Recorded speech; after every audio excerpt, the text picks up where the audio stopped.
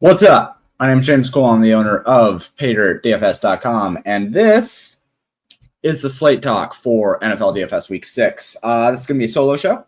Pablo hates me. Actually, he doesn't hate me. He just really loves his family, which is great. He's going to be out for today. Usually, I would go and try to, find somebody famous to join me, but not been able to do that very well this year. Last year, I had special guests on for like a couple weeks straight. This year, I just have not been able to convince anybody to come on. But hopefully, as we get into the middle of the season, I can convince some people to come on and, add in some outside knowledge. A lot of the stuff that we talk about here, obviously on this show, is oriented around Paydirt stuff. So I always like to make sure that we try to add people in from the outside bubble. It's always nice to have, like, whenever I can get Scott Barrett to come over from Fantasy Points, he's a really good I know ball guy, right? And it's good to have his opinion. And I've been trying to get somebody from Fantasy Life to come on as well. I've been trying to get Ian Hartz to come on and come talk ball with us as well, because he has a different kind of perspective on fantasy than I do, right? And having season-long fantasy guys is always interesting in relation to the DFS side of things. So I'll have some people on. I just need to network more. I've been bad at it. Also, I've been tired. This week has been exhausting for me in my actual everyday, not this stuff life.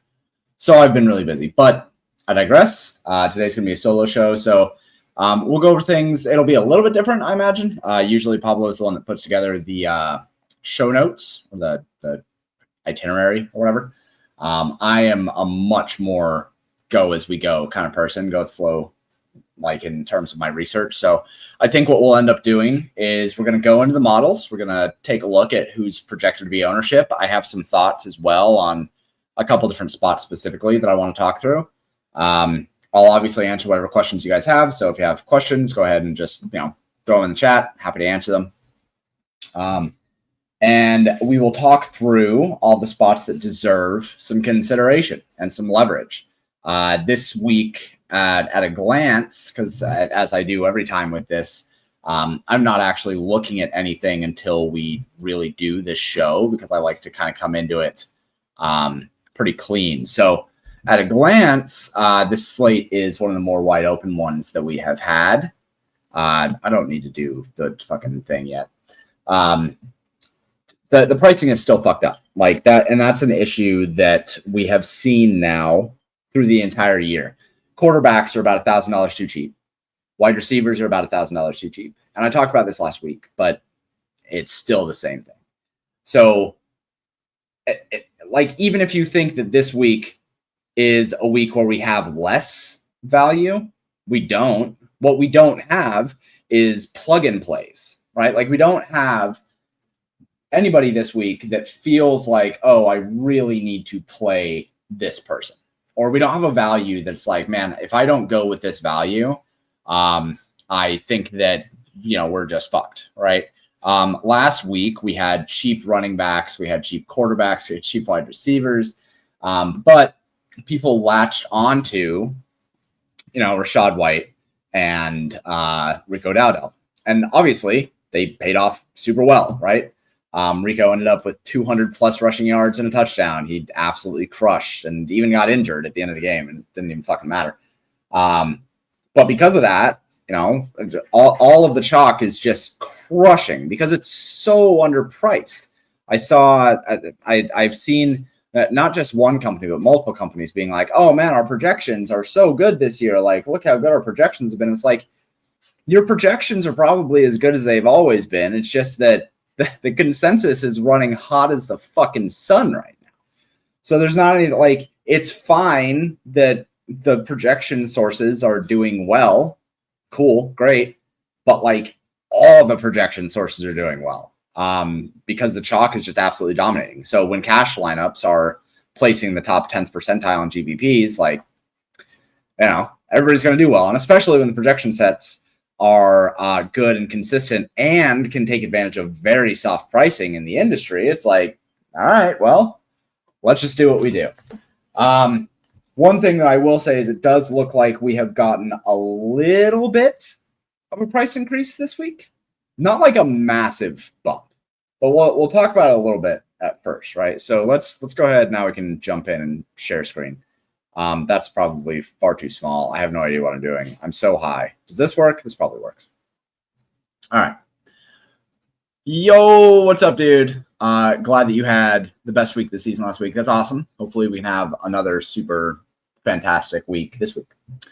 You went with a Browning, Chase Stack, Laporta, and Jam Chalk. Love it. Yeah, I mean, as long as you jam the chalk, that was the thing you needed to do. Chase obviously had a great week as well. So as we're looking at salaries, like let's just first talk about salaries. The three most expensive players on the slate are Puka Nacua, Jonathan Taylor, Christian McCaffrey. I'm going to go ahead and swap this over to advanced so that we can take a look at ownerships as well. Just first off, like these prices are not high enough. Puka Nacua should be $9K at least. Christian McCaffrey at 8,400 is just dumb. Like he should be 9,500 probably. Jonathan Taylor, I think, is probably about right. But like Jonathan Taylor should not be the second most expensive player at 8,500. There's just kind of no reason for that. So as we're looking at the pricing, just automatically right there, the ceiling for the pricing is just still not there. And then when we look just at quarterbacks, let's take a look at quarterbacks. If we sort this by salary, the most expensive quarterback is Baker Mayfield at 6,600. Like Baker Mayfield at 66, like he is the most expensive price point blank at quarterback. That's insane. Why is that? Like, dude, if you look at this, Daniel Jones at 6K has shown to have one of the highest ceilings if the game is competitive. Drake May at 5,900, too cheap. Sam Darnold has been terrific, 5,400 against one of the worst pass defenses in the league. Dak Prescott has been balling all the way the fuck out. He's 6,500. Matthew Stafford is 6,400 against Baltimore, who is, all things considered right now, the worst pass defense in the league. It's just bad. Like all of these quarterbacks should be at least $500 more expensive. At least $500 more expensive. There's zero reason why Sam Darnold should be 5,400. That's just such a bad price. There's no reason why Geno Smith should be 5,200. He hasn't been great, but that's just too cheap. And then we get down here and it's like, okay, great. We have another $4,000 quarterback. And it's a $4,000 quarterback, luckily, that does not project super well. But I mean, still projecting for 14, if you compare him with other players who are $4,000, he's going to look like an incredible value. Dylan Gabriel against Pittsburgh. Pittsburgh is a hard defense. Cooper Rush against the Rams, though, 4,500. That feels pretty good. Cam Ward at 4,600 against Las Vegas. That's not terrible. Spencer Rattler projects for 16 fantasy points, only 4,700. I'm not playing Bryce Young. I will say that. I'll say that. This price right here, deserved. Bryce Young fucking sucks. So, everyone else, $500 underpriced. You could very easily make an argument that there should be no quarterback that is below $5,000. I have no idea why we were just like, yeah, just fuck it. Let them be as cheap as possible.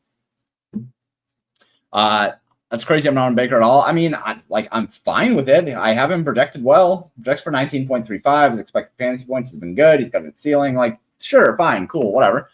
But for him to be 6,600 is like, what? What are we doing here? So let's quickly do this comparison really quick that I love to do this year. And let's say, okay, let's go overall. And let's look at players who have a price of $4,000 or less. So Darren Waller projects pretty well. He's the same price as Joe Flacco, right? But then after that, you have a 3-point drop. Juwan Johnson is now competing with Taysom Hill. David Njoku at $3,500 has been getting better work. But then we have Ryan Flournoy. I don't know how to pronounce that. Tez Johnson, Cade Otton, Sterling Shepard. Like, you're telling me that you wouldn't play a starting quarterback over Ryan fucking Flournoy? Of course you would. Of course you would. Like even in a rough matchup against a team off of a bye, like Joe Flacco has shown that he's willing to throw the ball 46 times and let his geriatric shoulder fall out of place. Like he's gonna throw the ball a lot. That's what Cincinnati's game plan usually is anyway. So I'm not sure why at $4,000 we wouldn't just be like, yep, I want to play all the Flacco. Now, it is dependent on if Jamar Chase is playing. I don't love Joe Flacco without Jamar Chase because that offense is very dependent on Jamar Chase. That being said, if Jamar Chase is out and you're able to get Joe Flacco, T. Higgins, and then, whoever the tight end is, I think it's Mike Gesicki. If you're able to get that combo of dudes for basically free, that seems like it would feel really, really good. Who is the tight end for Cincinnati at this point? Is it still Gesicki? It is still Gesicki. Yeah, he's 3K. I mean, you would be able to get a full stack of Joe Flacco, T. Higgins. Oh, Chase is playing, like, for sure? Sick. Sounds good. Yeah, I mean, look, Joe Flacco plus Jamar Chase is very free. And, again, $4,000 quarterback, it's just insane. It's so hard for me to look at that and not be like, okay, well, just automatically play Joe Flacco. But the one thing that gives me pause on that, right, is that, again, as we look at quarterbacks, they're all underpriced, man. Like Drake May at 5,900 is a great play. Daniel Jones at 6,000. Dak Prescott, 6,500. These guys are all really good plays for the prices.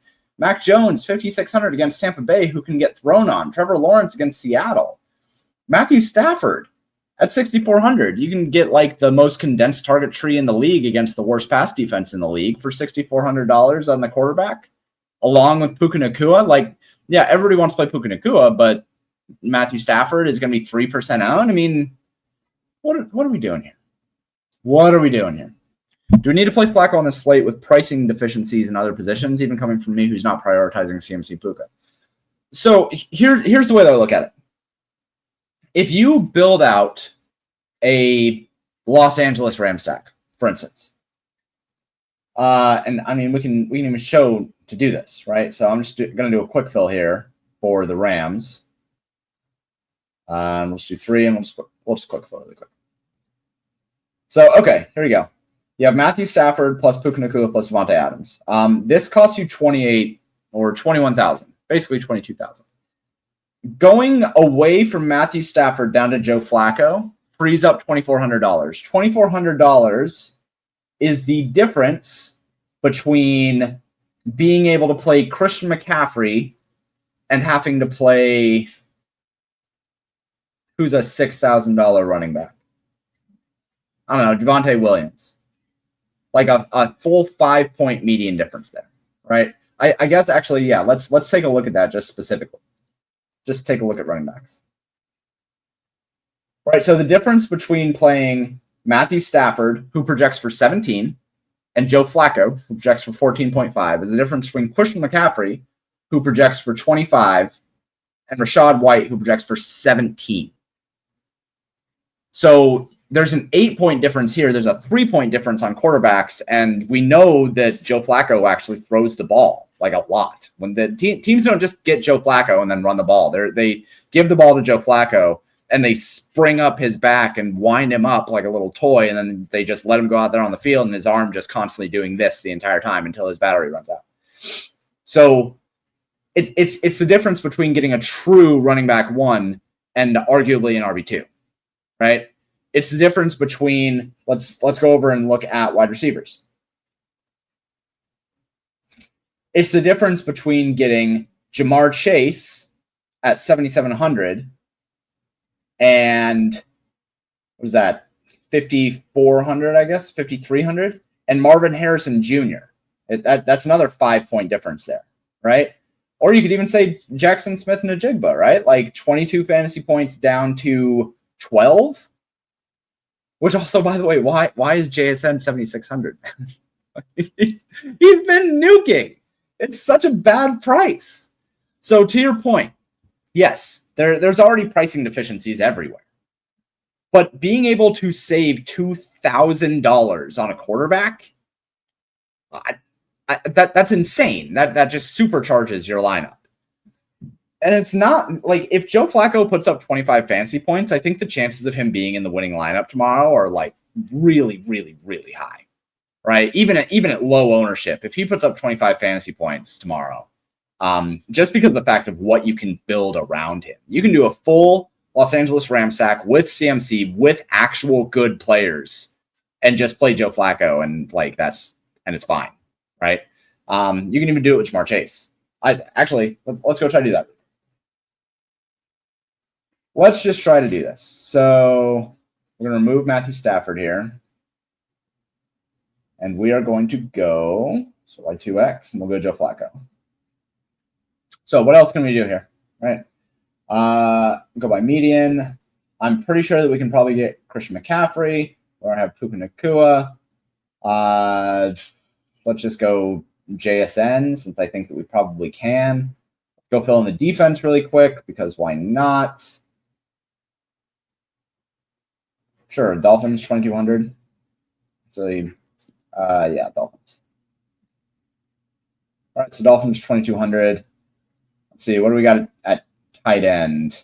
Pretty sure the tight end is probably fine. Some expensive guys, or we could just play Darren Waller.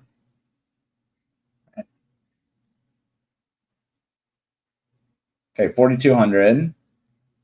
So maybe we can't quite play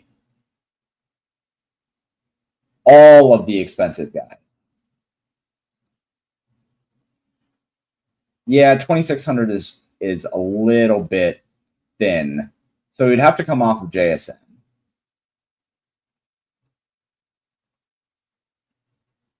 But that's okay. Let's see what we can get at wide receiver that's a good value. Oh, Juwan Jennings, who's going to be probably owned. Yeah, 4,800 for Juwan Jennings. There you go. So then you have 5,400 for utility spot. And we can do that with player filter. We're going to say running backs and wide receivers, because I don't want to do double tight end. Who's the best we got? Chris Olave. There you go. I mean, look at that lineup, man. Christian McCaffrey, Rico Dowdle, Puka Nacua, Devontae Adams, Juwan Jennings, Darren Waller, Chris Olave, Dolphins defense with Joe Flacco. Like, that's crazy. That's crazy. You could even do it if you wanted to. Instead of going with Devontae Adams, you could go with Jamar Chase. Or instead of going with Puka Nacua, you could do it with Jamar Chase, right? And if you wanted to have the correlation. But I don't even think you need the correlation with a 4K quarterback. Like, what's the reason why you need the correlation? If Joe Flacco throws for 280 yards and 2 touchdowns, and only one of those touchdowns goes to Jamar Chase and one goes to Mike Gesicki, it's like Jamar Chase didn't nuke, T. Higgins didn't nuke, Mike Gesicki didn't nuke. If you wanted to pair him with Mike Gesicki, right, instead of Darren Waller, and get a little bit of value, you could do that. But like Joe Flacco at 4K, if he throws for 280 and 2 touchdowns and puts up 20 fantasy points, like, he's probably the best scoring option in that price range for anyone. So it's just you can't build a lineup that is this good with Matthew Stafford in this Ram stack. You can't do it with regular stacks, right? You can do it with Joe Flacco. And I think that's just insanely valuable. Just stupid valuable. Anyway, that's my why is Joe Flacco 4K conversation. Let's start by ownership and kind of take a look at ownership. So Rachaad White, mega chalk looking like. And then Puka Nacua at 26%. Devontae Williams, I knew about that one. Rico at 25%. I didn't expect to see Rachaad White at nearly 30% ownership. I get it. I think that he's a fine play, but I didn't expect to see him that high. Mika Egbuka, 7,200. That's a pretty good price on him, actually. JSN, like I said, just way too cheap. Josh Jacobs against Cincinnati. I get it, I guess. I don't love Josh Jacobs at 7,300 against Cincinnati. You got to be honest. Is Cincinnati a good matchup? Let's find out. So for those of you who do not know, I do work for Fantasy Life and run a lot of their stuff. Yeah. It's a great day to be great. Let's take a look at running backs. See, that's an okay matchup. Shut up. I'm not even fucking logged in. It's an okay matchup, right? Plus 6.4 fantasy points over expectation, allowing 31 fantasy points per game in terms of PPR, 32 opportunities, sure. But the Ravens is another defense that is really, really weak, and the Titans are the defense that are super weak. So people are playing Junty, right? No, not really. 14%. Yeah, Junty is the one that I'm like way more into. At 6,900, I'd rather play him at a very nice price rather than Josh Jacobs at 7,300. They're basically, the same play, I guess. So even I'm pretty sure that even if you ran Josh Jacobs through the pivot finder, which we can go do, it would show up as him not being that good of a play. Let's go ahead and go find out. Fair to say that barring injury, if Chase nukes and Flacco does too, absolutely. Yeah, absolutely. If Chase ends up with 175 on 10 receptions and 2 touchdowns, like Joe Flacco is going to be 17 plus fantasy points on that game, right? Because he's probably going to throw for 100 yards to somebody else, and maybe even a touchdown, right, to somebody else. Joe Flacco just ends up being just a ridiculous play if Jamar Chase rules or nukes. So let's run Josh Jacobs through this, and we'll set an acceptable salary range 500, an acceptable median of 3. I think I'm fine with that. And let's go with, we just want to run running backs and wide receivers. Let's sim that. Okay. So yeah, Love X here, not great on the side of Josh Jacobs, right? 0.26. It's okay, but the ownership is still pretty high. We do have Devon Kane, or what is it? Akan? Who knows? It's funny because I forget how to say it correctly, and then somebody corrects me, and then I feel like I'm getting what is that, Mandela affected? Anyway, he's Achan. Thank you, Achan. That's what I thought. So he's 7,800. He's a little bit more expensive, but at 7% ownership, he's probably a way better play than Josh Jacobs at 20% ownership. Jamar Chase at 1%, right? He's $400 more than Josh Jacobs, but a terrific play, right? Junty he projects less, right? Junty is 17 fantasy points and Josh Jacobs is 20 fantasy points. But for the ownership discount, they are about the same play, right? 26% Love X, 26% Love X. So Josh Jacobs absolutely not the best play in this range, not the worst. I'm just not really into it. Who sits Javonte Williams, Kyren, or Cook? That's kind of rough, I think. There's not really a wrong answer there. I really like Kyren. As I noted just now, the Ravens are a really, really good opportunity for running backs as well. And Cook, who do the Bengals even play? Or who do the Buffalo Bills even play? That's not on this slate, right? Oh, Atlanta? Okay, yeah, no, I'm off of James Cook there. So, it's between, you can coin flip, I guess, between Javonte Williams and Kyren. That's fine with me. Just flip a coin there. I like both of them. Maybe I'll lean Kyren. HN plus Genty are the running back priors for me. Yeah, I think that Genty is a really, really good play. 6,900. That's really good. HN looks better than Genty if you're going off the pivot finder. Yeah, he does. Yep. Because he projects really well. He projects for 20 and has basically no ownership. But that $900 again can be just made up by playing Joe Flacco over whatever fucking quarterback you have plugged in. So I think he's a really, really good play. Let's go through the rest here. Chris Olave, fine with that. Kyren Williams, 20%, sure. McCaffrey, sure. So the main one that I'm not super interested in right now is Josh Jacobs. I think Rico is fine. Now, what I will say, running backs don't run for 200 yards very often. And he also came out of that game limping up a bit. So I'm inclined to think they're not going to give him a full workload. He looked great. It was a good matchup. He was able to get things done. But like, I think we're going to see lower volume and lower efficiency this week. Now, he's still projected for 17. I think he's still like fine. But I would be concerned in expecting him to have the same ceiling that he had last week. Maybe he makes up for it with 2 touchdowns or something like that. But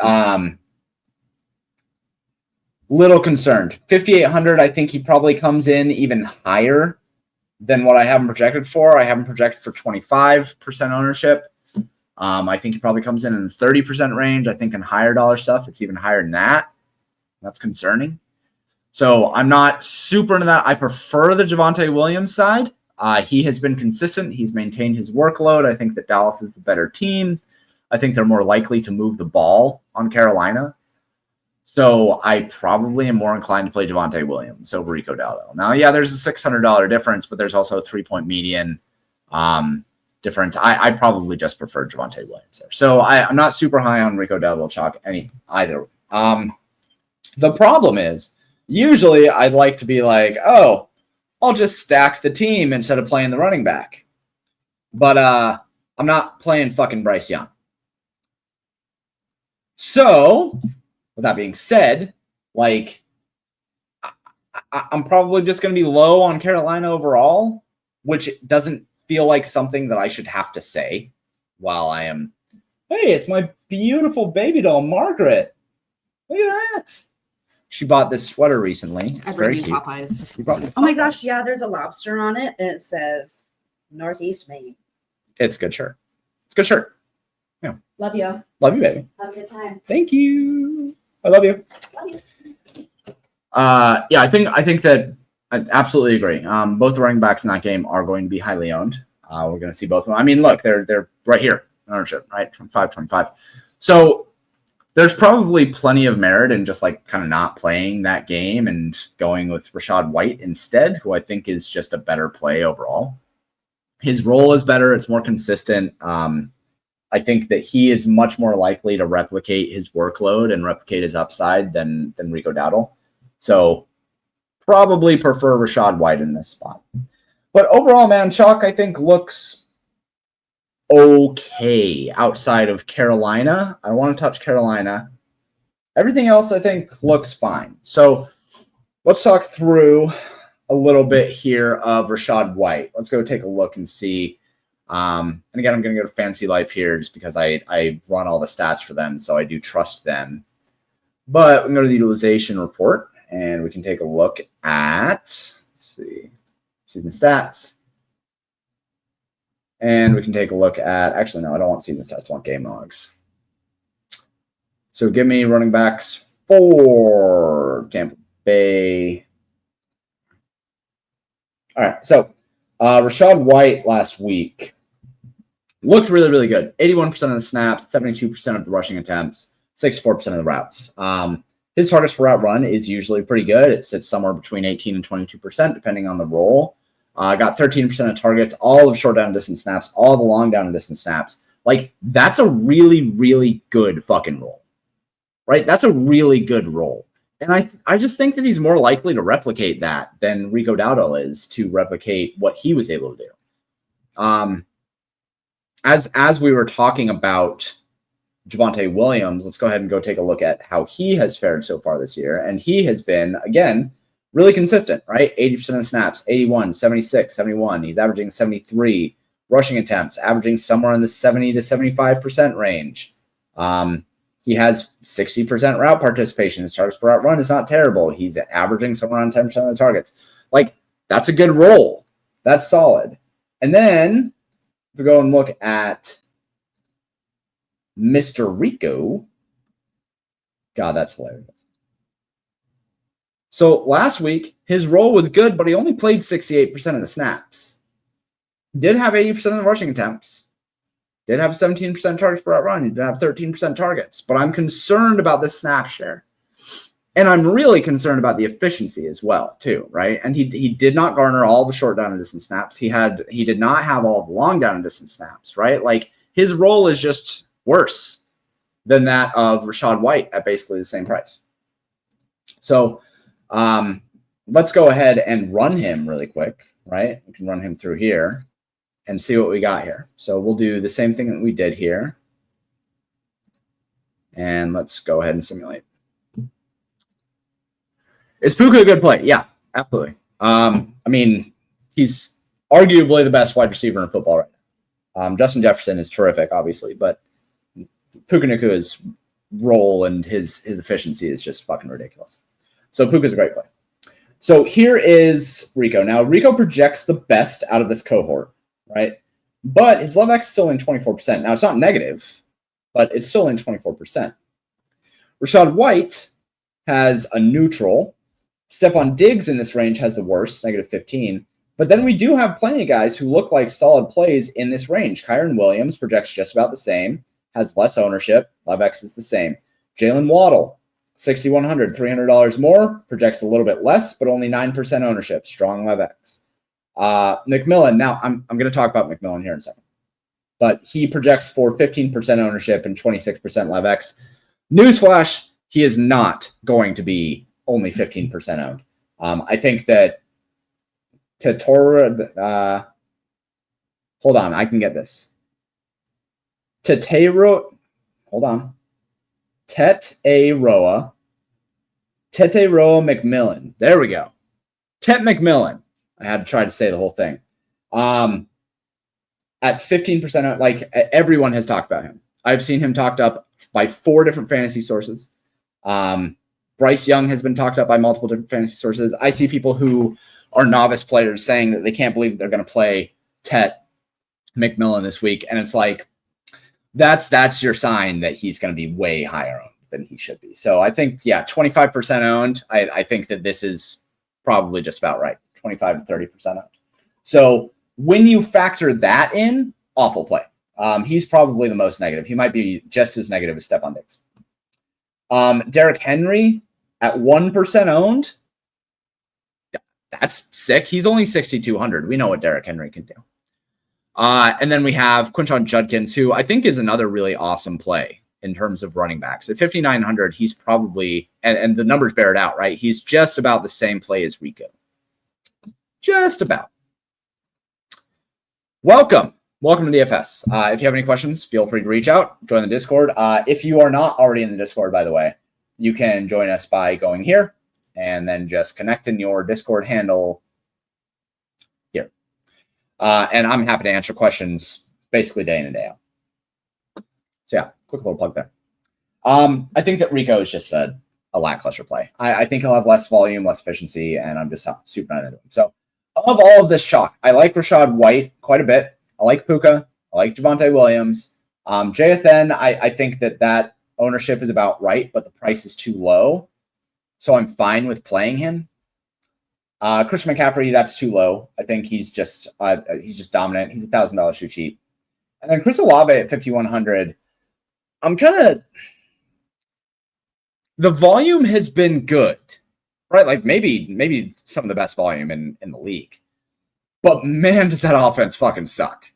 And so I don't love playing him at ownership, even with all that volume. Like, yes, it's fine if you have lower owned players. If you play Joe Flacco at 2% owned with Jamar Chase at 7% owned, yes, you can play Chris Olave. It doesn't matter. But like when you're building out a cash game lineup and then you're going through and you're like, who am I going to kick out of this for single entry? Chris Olave would be relatively high on my list of guys that I just don't think are like the best single entry play.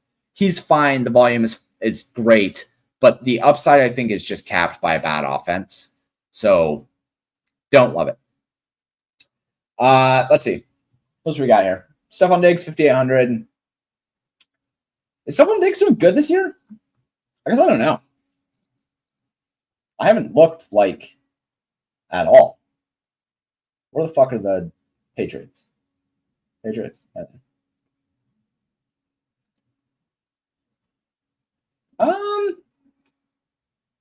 Jesus Christ, 41 and 44%. That's pretty nuts. That's a lot. I mean, on the season, he has not been incredible. You could argue that maybe he's now finally all the way back to healthy, but like these two games kind of look like aberrations to me. I guess it's fine. I wouldn't chase him on this slate. I think that 5,800 is actually probably appropriately priced for him. So I'm not in love with that. And also, when you go and look at the pivot finder, Stephon Diggs actually looks pretty bad. He does not project all that well. And this wasn't even running for him, right? This was running for Dowdle. So Stephon Diggs probably looks even worse when you compare with people for him overall. See, who else is worth talking about? Oh, yeah, McMillan. So let's go ahead and take a look at McMillan here. Let's go season stats. Take a look at wide receivers. Now, this is sorted by utilization score, and utilization score is something that Dwayne McFarland came up with to measure a player's role and usage, and basically, it's a very, very good metric for determining if a player has upside, right? Puka Nacua leads it. JSN is second. Amon-Ra St. Brown, like this, it passes the sniff test. Chris Olave, okay, 77, good, fine, good. Moving back, oh no, we have to go to the next page to find Tet. 75, it's okay. His route participation is strong. His targets per route run is okay. His target rate is fine. But the offense that he plays in is so low upside that it is hard for me to back playing him as chalk, and he will be chalk. I posted something in the Discord the other day. Let's see, what is it? Low upside. There it is. So I posted this in the Discord the other day, and this is basically a table showing the differences in air yards and catchable air yards and the differences for those teams, right? And this is across the entire season. This ignores running backs, by the way. So when you sort this table by catchable ADOT, Carolina is way down here, 6.06. Now, granted, they're a low ADOT team one way or another, right? Because Bryce Young has the arm of a toddler at 7.5, but it's even worse when you look at the catchable ADOT for them in terms of catchable targets. And their volume is relatively high. 132 targets is above middle of the pack. So this offense should be comparative to Miami and Jacksonville, Arizona, and Denver. And like, I don't understand why would be so gung-ho to play a wide receiver in this spot at ownership. Now, if he was 6% owned, sure, fine. Like, you can play Marvin Harrison Jr. at 6% owned, but you wouldn't play Marvin Harrison Jr. at 20% owned. You definitely wouldn't play him at 25% owned. You're telling me that you would happily play Jalen Waddle in this Miami offense at 25% owned? No, you wouldn't. You'd find reasons not to do that. So, same thing with Ted here. I just think that this offense is really low. And by the way, two other things I want to point out. This pit volume and efficiency is hilariously shitty. People are talking about Aaron Rodgers like he's doing good this year. No. Pittsburgh is just what the fuck are these numbers? This is atrocious. So Pittsburgh is a hilarious instance here. I wanted to point out really quick to the behest of Justin Fields haters. He's actually been pretty good. This catchable diff shows the difference between the total air yards for a team and the catchable air yards, and Justin Fields has been pretty good. One of the lower catchable diffs, I think actually the lowest catchable diff outside of Seattle. Speaking of Seattle, Sam Darnold has been balling the fuck out. He looks great. The catchable ADOT is second best in the league, and he's been very efficient. He's looking really, really good. So we should probably have some interest in him tomorrow as well. And then the Rams have just incredible efficiency, incredible catchable ADOT, just like a strong catchable diff. The Rams are, I think, the best offense for DFS this year so far. The only difference, I think, would be Dallas, who has also looked terrific. Dak Prescott's sacks have been great. So I just want to show those things really quick. My problem with Tet is simply that the offense is bad. Right? That's simply it. Billy, this is Ted. He should be a 7K wide receiver. We can get him 5.8K. His flawless quarterback is Bryce Young. Yeah, that's exactly it. It's just a really low upside offense. Now, granted, he could have 4 catches for 104 yards and 2 touchdowns, right? Like, it could happen.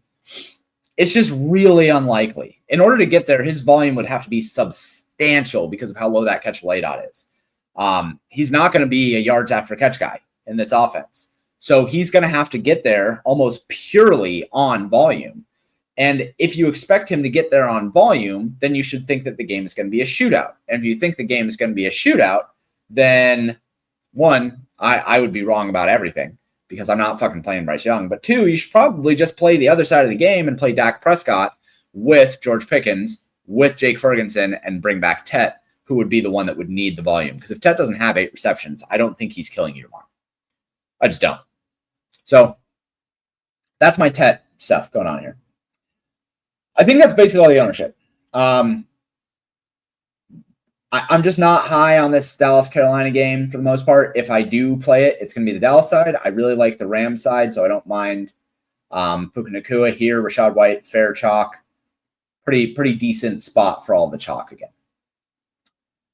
Let's look at some values.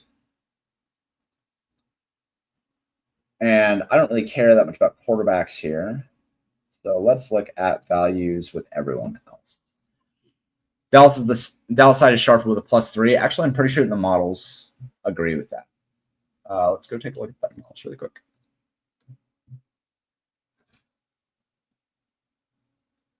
Do the betting models like Dallas? No, they don't. Well, I mean, they're okay with Dallas, but they don't love it. Do you have a double Dak with him being 6.5K? Pickens priority. I mean, yeah, you go Pickens and Ferguson. It's really not like I think that's the other thing with Dallas is like it's pretty cut and dry. There's no reason to do anything but go with George Pickens and Jake Ferguson and just pair them with Dak if you want to do that. And then you can bring it back with Tet. And that's kind of, I'm going to bring my face up here for a second.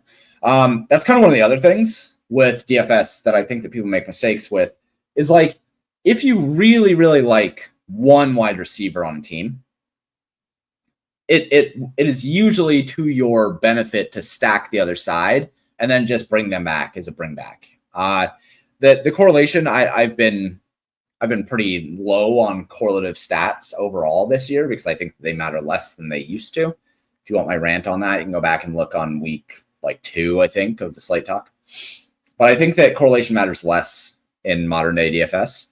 And so I'm not ever going to force anybody to game stack. But like with a situation with Tet, people will say, oh, well, if you're going to play Tet, you should probably try to play Bryce Young with him for the added correlation and lowering the combinatorial ownership. And that's fine, but Bryce Young still sucks. And if you're only pairing him with Tet because you want to play Tet, why not do the other side and stack the team that's better, that has a condensed target tree that actually has the volume to feed an entire team, and then just bring back Tet on the other side? That would be the best case scenario. Especially because if you're playing Tet and he has to get there on volume, you're assuming that the Panthers are going to be playing in garbage time and throwing a lot in the second half, which means that Dallas scored a bunch. So you'd be more likely to play some sort of game correlation there. If you want to do Javonte Williams, George Pickens, and bring it back to Tet, whatever. If you want to do a full game stack and go with all of those guys, then whatever. But like Tet is not getting there without volume. He's just not a guy who's going to do that. So if you assume that a wide receiver needs volume to do something, it is in your best interest to stack the other side so that you can rack up the garbage time in the second half shit. Otherwise, like, you have less reason to want to play that player. It's just, it's not as high of upside of a spot. I keep clicking on this one. All right. Let's take a look at stacks. Oh, wait. No, let's do volume or values first. Okay, values first. So Juwan Johnson, 3,300, best volume. Fuck tight ends. I don't want to talk about tight ends right now. Don't want quarterbacks, don't want tight ends. All right. So in terms of 3X, Christian McCaffrey, even at 8,400, this is what I'm talking about. He should be 9,500. He is the best value on the slate. $8,400. That's fucked up. Raise the prices, please, God. Just need it. Need it. Javonte Williams, second best value. An equal value to Christian McCaffrey at $6,400. So arguably, Javonte Williams should be somewhere in the $7,500 range, and I would agree with that. After that, JSN. So these are all expensive guys, and then Dowdle, and then Olave, and then we get into Ryan Flournoy and Tez Johnson. Just straight up, I'm probably not going to play Tez Johnson. Maybe I should. Should I play Tez Johnson? What did he do last week? What did he do, huh? Is there a reason why I would play Tez Johnson at that price? Show me your data. Let's call back to Joe in Family Guy. No, I'm not playing Tez Johnson. Pretty easy. So, yeah, he's a value, but he only projects for 10. Flournoy only projects for 10. Not super into that. Jennings, I thought that I saw that Juwan Jennings was going to be heavy chalk, especially with Pearsall out. Is he not going to be heavy chalk anymore? Because if he's not, I think that he's a terrific play at 6% owned. That's very silly if he's going to be 6% owned.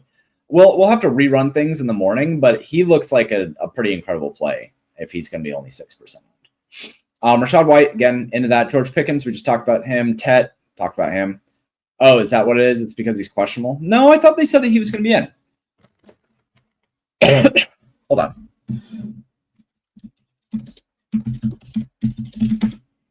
I thought they said he was going to be in.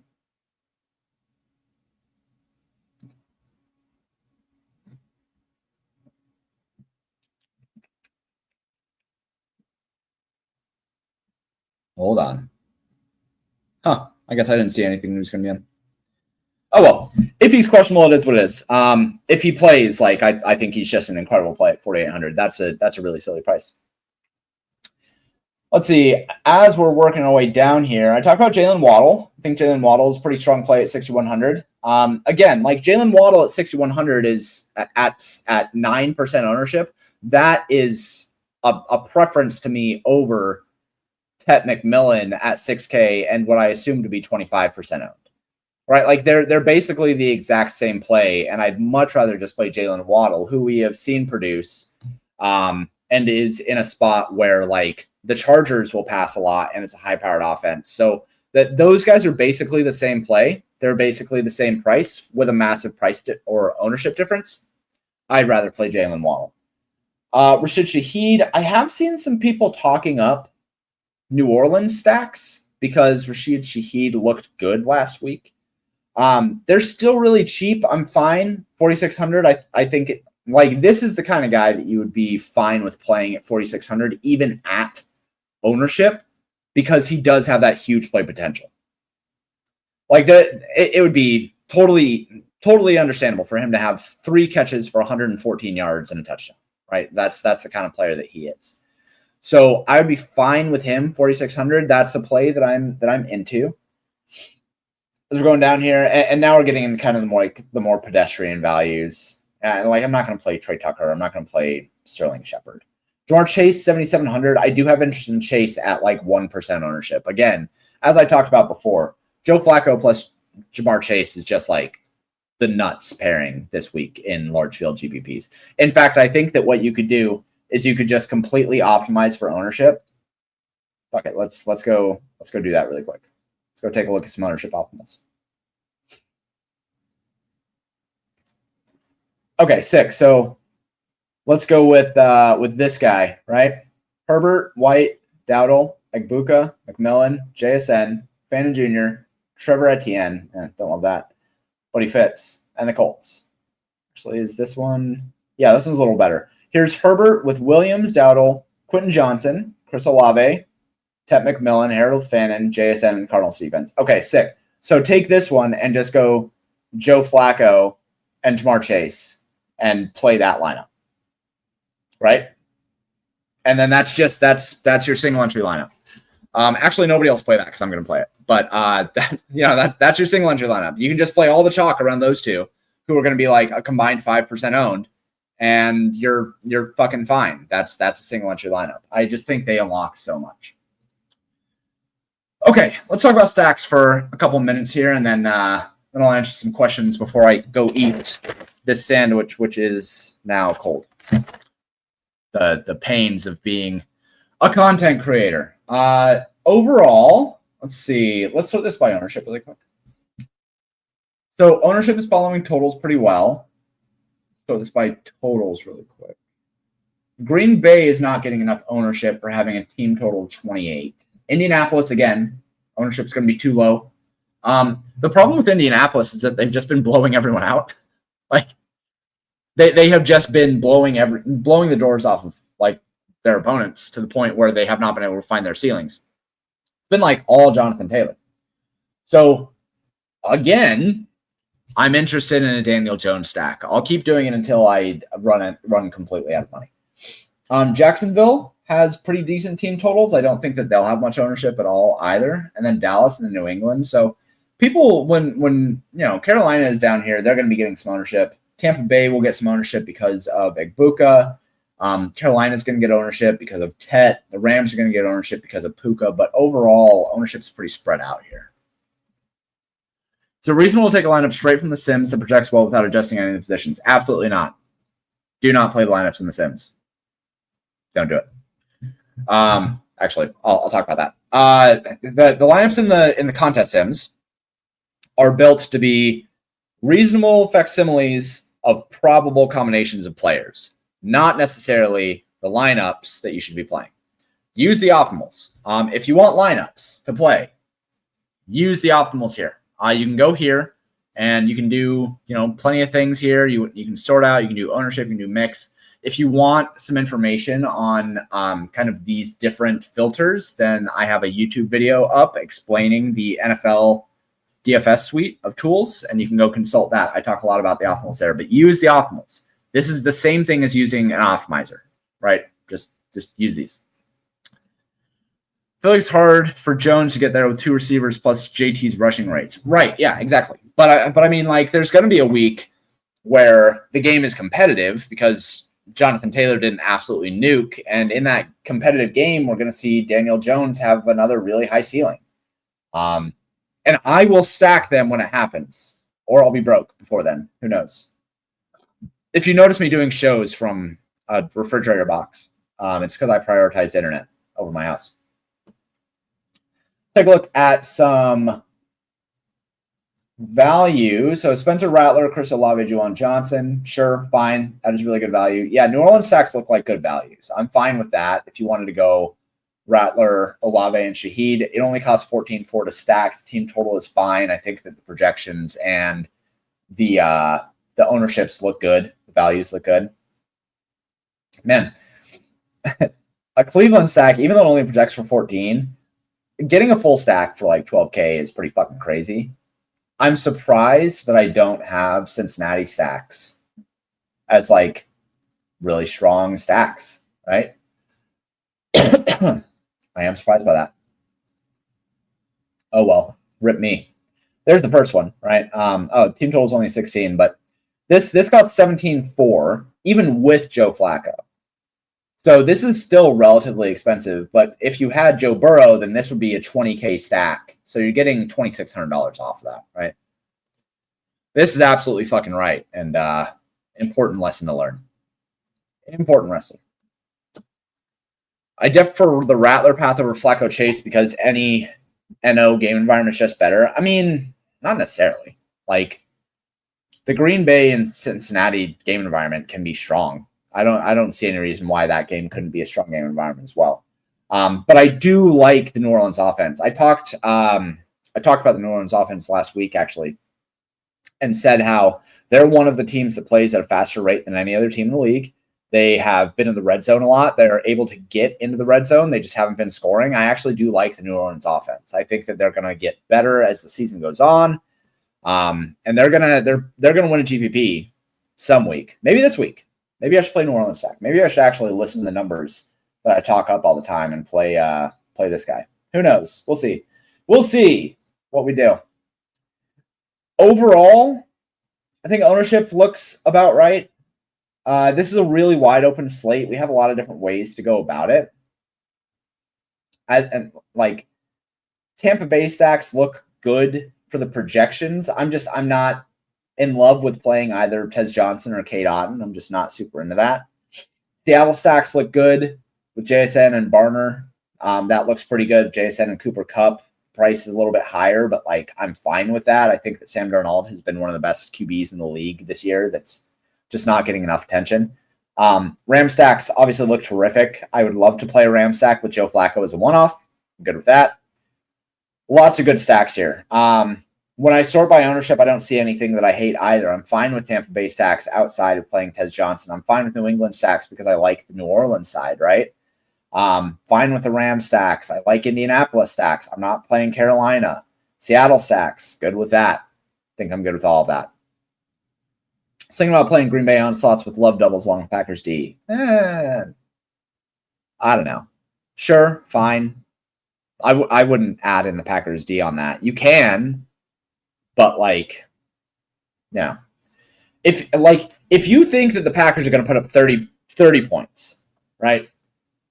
And if you think that you want to play the Packers defense, then you should just be playing Jordan Love with the Packers defense. Because if the Packers defense is optimal, they're gonna let Josh Jacobs touch the ball 26 times, and he's gonna have 2 touchdowns. So if you are interested in the Packers defense, I think you're pairing them with Josh Jacobs. I don't think that you're pairing with Jordan Love. Jordan Love and Green Bay stacks have upside if the game is competitive. It's very similar actually to Indianapolis. Indianapolis, if the game is competitive, Daniel Jones, Michael Pittman, and whoever the fuck their tight end is, I don't remember his name. Like that stack has a lot of upside if the game is competitive, but if it's just Jonathan Taylor, then you just go Jonathan Taylor and the Colts defense because they're just going to blow the other team out, right? Basically the same spot. But that being said, I do like Green Bay doubles, bringing it back with Jamar Chase, right? But I prefer the Joe Flacco plus Jamar Chase, and then on the other side, maybe you have Josh Jacobs, right? Like I prefer that, I think, because in that scenario, you're saying, oh, the Packers are going to dominate this game, and then Cincinnati's going to have to pass a shit ton from behind to try to get there. So I'm fine with that. All right. Any questions? I'm going to build out I'm going to build out that lineup that I was looking at and just try to do like all ownership. But if you have questions, I'm going to hang out for a couple minutes while I build this out before I go eat this, dinner. I like this slate. I think that it is quite a bit open. But I wish the pricing were tighter. I hate the pricing has not been tight. So what was that lineup over here?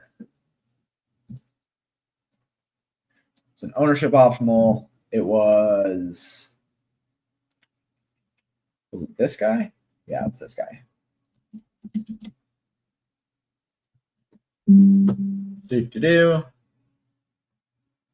Okay. So if I build this out with Cincinnati, sure, 3, whatever. And then we're going to remove Higgins. And then we're going to go with, there it is. So we're just going to sort this by ownership and go Javonte Williams, Rico Dowdle, Chris Olave, JSN, Ted McMillan. Who's the tight end here? Harold Bannon Jr. I don't think the tight end actually matters all that much, but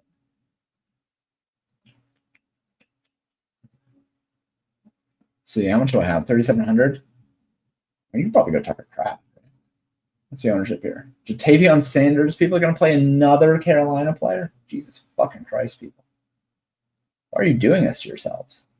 Okay, well, if he's going to be chalk, Jesus Christ, no, I'm not going to play 2 Carolina players here. Sorry, guys. Just not going to. Oh, wow, that would have been 3. Yeah, I'm not doing that.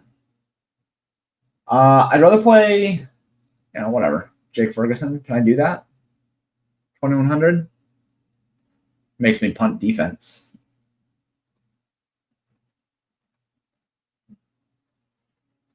Ravens defense. All right, there you go. That is jamming all of the ownership and then a 1% owned Flacco and a 1% owned Jamar Chase. And like ownership everywhere else. And like I said, I think Ted is going to be like 15% owned. or I mean like 25% owned. So that's even more ownership, right? Let's see. What do lineups that don't contain CMC Puka look like? Probably something like this, right? It's going to, like, those lineups are definitely going to have JSN. They're going to be more of this mid-range stuff, right? JSN will maybe be their most expensive player, but then you're going to have these mid-range running backs. I actually don't think that the expensive running backs are going to have much ownership at all, right? So if we just look at running backs, go by salary, Jonathan Taylor at 15, Achane at 7. Well, no, actually, people are going to spend up a little bit of running back, aren't they? But then you have this 30% ownership on White. I think it's going to be 30% on Dowdle. It's going to be 30% on Javonte Williams. I mean, like, people will play some of these expensive ones, but I don't think they'll play them together. I think the vast majority of people are going to do Christian McCaffrey plus Dowdle or Christian McCaffrey plus Rashad White, right? They're not going to do a lot of, like, Christian McCaffrey plus Achane. They're not going to do a lot of Jonathan Taylor plus Christian McCaffrey, right? So I don't think that people are going to be playing up at running back all that much. And to be clear, I don't think that you should, really. Like, there are values at wide receiver that you can take advantage of. And maybe the thing that you do is, instead of playing JSN, you play Chris Olave, take $2,500 and go from Rashad White up to Jonathan Taylor or something like that, right? I'm fine with that. But it'll feel way worse, I think. How do I feel about Williams and Nakua without Stafford? Fine with it. Totally fine with it. If I'm going to do that, though, I'm probably going to play it with Joe Flacco. Because if you're not going to play Stafford in that lineup, like, I think that what you're aiming to do is find a lot of value at quarterback. I suppose you could do it with, like, Drake May or something, but you're not getting that much of a value. You might as well just play Matthew Stafford in that spot. The benefit is that there is no combination in the league that has a higher target share than Devontae Adams and Puka Nacua. If you play Williams and Nacua without Stafford, I don't know. I'm fine with it. I'm fine with that. Yeah, I'm fine with that. Just jumped on. Why don't you like Tez? I thought I was being sneaky. I don't know. Why would I like Tez? You know what I mean? Like, what has he done? Am I missing something? Somebody sell me on Tez. Sell me on him. HN gonna be under 10%? But I mean, yeah, probably. He's gonna get squeezed out here, right? People are going to play Christian McCaffrey. People are going to play Josh Jacobs. People are not going to be paying in between for HN. They're just not. People play Genty. People play Jonathan Taylor. They're going to drop down. I don't think that HN is going to have that much ownership. One of the most popular game environments is Slate. Oh, yep. Absolutely. All right. I got to go eat dinner. But this has been good. I think, okay, so to wrap up, I'm not interested in Carolina chalk. I'm just not. I think that the offense is not very good. I think the game environment is kind of shitty. If I am going to play the game environment, I'd rather focus on the Dallas side and bring Tet back. I'm lowest overall in that game on Rico. I just think that I don't think his volume and efficiency are going to be the same as they were last week. This just feels like a classic letdown spot, right? I am pretty high on Joe Flacco with Jamar Chase. I think that that's a terrific stack. I think that Joe Flacco can be played by himself as a $4,000 flex in lieu of playing other quarterbacks with their stacks. I think that he's totally fine overall. JSN is way underpriced. Stephon Diggs looks to be a bit overowned. Ashton Genty is probably my favorite running back play on the slate. He looks like one of the best plays overall. And then tight end, I'm not going to play the Carolina Panthers tight end. I'm probably just going to spend up. I like Jake Ferguson a lot, but so does everybody else. So nothing super exciting there. Overall, looks like a pretty good slate. Plenty of pivots to make. Hopefully the chalk doesn't just fucking crush us again this week. I would just not like that to happen. I wouldn't play him outside of a stack, but I have a lot of TBSF. Yeah, I mean, I'm just not interested in that. I think that there's better values. Like I think that he is probably an efficiently priced, maybe $4,500 player that projects for 10 and has a ceiling of like 15 or something. Whereas I can get the same value for Joe Flacco, who has a ceiling of 25. So I'm just not that interested in it. And to that point, like if you're gonna play a Tampa Bay stack, I think you're probably just playing Cade Otton instead, who has shown to have better chemistry with Baker Mayfield anyway, and is cheap at a position of scarcity. Yeah. Anyway, this has been the solo Slate Talk. If you have more questions, feel free to reach out in the Discord. Like I said, you can just go here to the community Discord. You can find that here. You can connect to Discord here. If you want a subscription, you can go over and grab a subscription. We have monthly, yearly, weekly, and daily options. Monthly is $40 a month for the whole site, $225 through the rest of the NFL season, $20 for 1 week, and $5 for 1 day. If you enjoyed this, then come give it a shot. I think that Paydirt is in the best spot that it's been since I created it 5 years ago. I appreciate all the support. I appreciate all the love, all the community, everything that you guys give me so that I can support my family with this stuff. Thank you guys so much. If you have questions, feel free to reach out. This has been the Slate Talk for week 6. I will talk to you later.